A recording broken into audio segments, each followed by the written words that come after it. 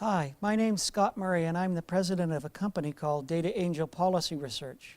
The videos that you see below were prepared by Data Angel in collaboration with Bow Valley College in Calgary, Alberta, and with funding support from Human Resources and Skills Development Canada. They focus on adult literacy and the need to increase adult literacy skill levels to protect our economic future. Without doing so, we will inevitably become less wealthy and less healthy. The plight of Canada's Aboriginal populations is particularly acute. They tend to have lower skill levels and to work in lower skilled jobs, yet they'll form an increasingly important share of net labor force growth in the future. So our economic future depends very much on the economic future of our Aboriginal populations. And I encourage anyone watching these videos to help us deal with the problem of Aboriginal literacy in Canada.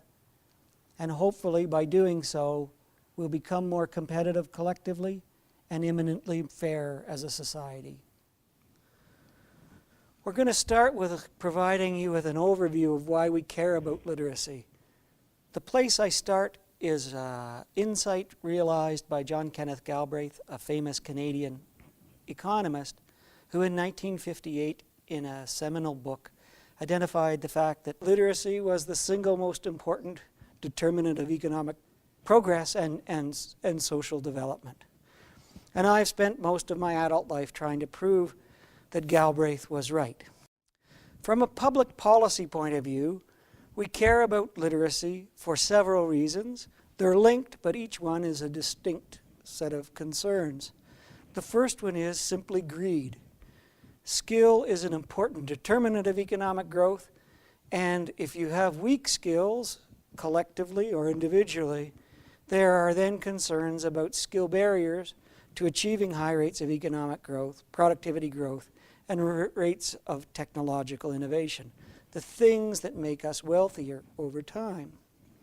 In Canada, most of the policy debate and rhetoric has been focused on the high end of the skill distribution, on getting more kids through post-secondary education, on doing more research and innovation, and generally being more skill and knowledge intense.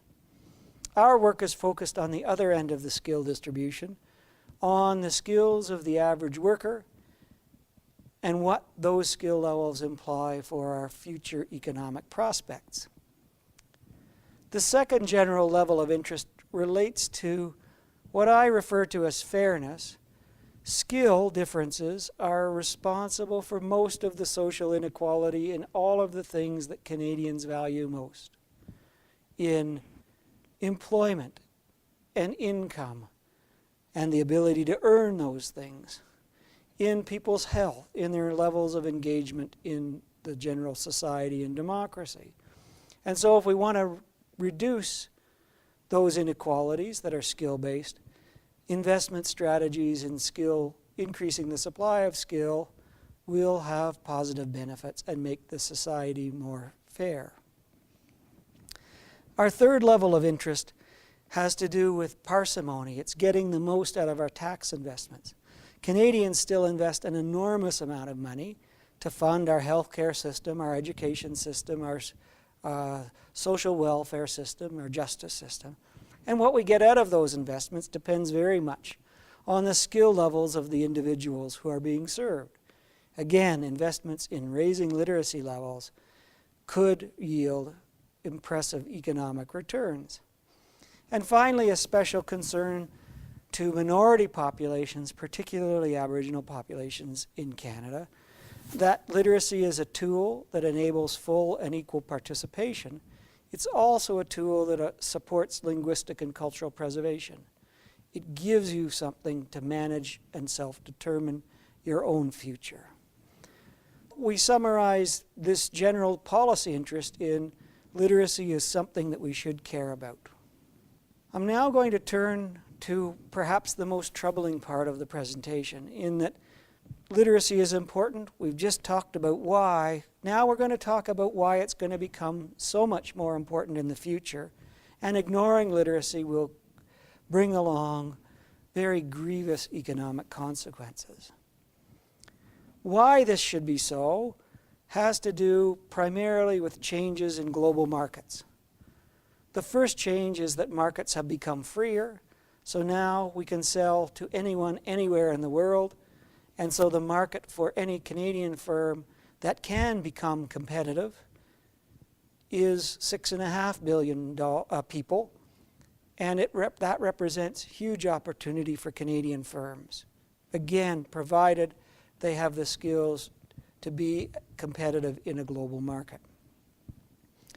The reverse side of this coin is a little more problematic.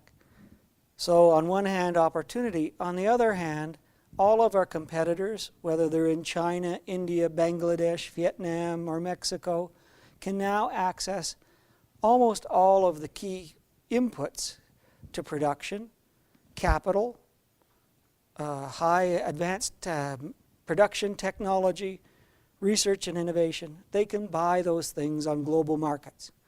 They can get capital as cheaply as us in London or New York.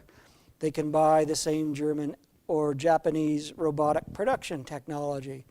And they can hire the same rocket scientists from any number of global research and innovation centers, universities, research centers, whatnot. And so all of the advantage we used to get from those things by having access to cheaper capital and better technology have evaporated. Multinationals are part of this problem. They, as institutions, have a great interest in moving production to the lowest cost location. And so the movement to outsourcing that we've seen, where Canada has lost jobs first to Mexico and then to the Far East, is going to continue as multinationals move production and improve their bottom lines. Communication technologies, transportation networks, computing, the internet have all amplified the rate at which these changes take place. So what used to take a company years to move a plant, they can now do it in a matter of a few weeks.